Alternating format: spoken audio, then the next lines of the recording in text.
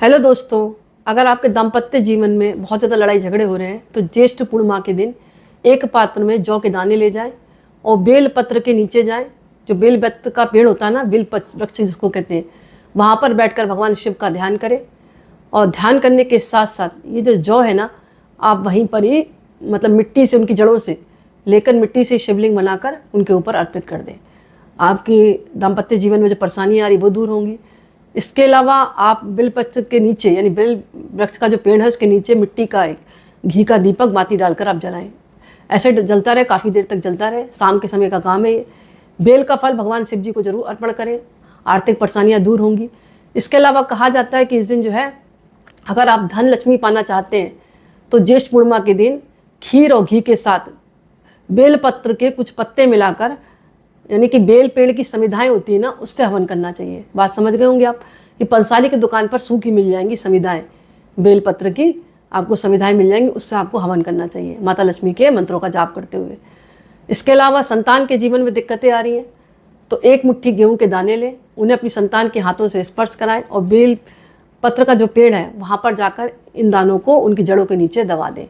आपकी संतान के जीवन में तरक्की उन्नति होगी। बात समझ गए होंगे आप। एक मुट्ठी गेहूं के दाने लेने, अपने बच्चे से स्पर्श कराना है हाथों के द्वारा, और फिर सीधे जाकर बेल पत्र के नीचे बैठकर, पेड़ के नीचे बैठकर आपको प्रार्थना करनी है। और फिर इस गेहूं के दानों को जो आप बच्चों से स्पर्श करा के ले गए, इसको ज़मीन में दबा दें। संतान के जीवन की उन्नति तरक्की जल्दी होगी। इसके अलावा शत्रुओं से निजात पाना चाहते हैं तो शिव मंदिर में दूध का पैकेट दान करें, मिलेगा भगवान शिव और माता पार्वती का आशीर्वाद, शत्रुओं से आपको निजात मिलेगी। इस दिन हो सके तो ओम नमः शिवाय का जाप निरंतर करते रहें, क्योंकि पूर्णिमा तिथि भगवान शिव की भी मानी जाती है। इसके अलावा आप एक मिट्टी के पात्र में चावल ले लें और जाकर बेल के पेड़ के पास जाकर पेड़ को प्रणाम करें, चावल वहीं पर रख दें। जैसे जैसे पशु पक्षी जो भी है ना, मतलब पक्षी होते हैं ना, वो खाएंगे, वैसे वैसे आपके परिवार में समृद्धि आएगी। छोटे से एक मिट्टी के पात्र में थोड़े से चावल लेकर बेल पत्र के पेड़ के नीचे रखे आएँ। काफ़ी हद तक आपको जीवन में तरक्की उन्नति प्राप्त होगी। ये उपाय देखने में छोटे लगते हैं लेकिन बहुत कामयाब होते हैं।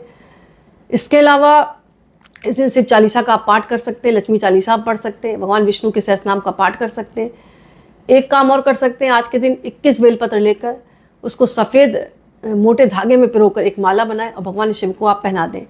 अपनी मनोकामना बोलें, शीघ्र मनोकामना आपकी पूर्ण होगी। ये छोटे उपाय जरूर काम के हैं, करके देखें। इसके अलावा एक लोटे में जल लें, उसमें बेलपत्र डालें और शिवलिंग का अभिषेक करें। ओम नमः शिवाय, ओम नमः शिवाय करते हुए आपके जीवन में परेशानियां कम होंगी और मनोकामनाएं पूर्ण होंगी। तो ज्येष्ठ की पूर्णिमा आप खाली ना जाने दें, क्योंकि ज्येष्ठ की पूर्णिमा भी है और प्लस बट सावित्री पूर्णिमा भी है, यानी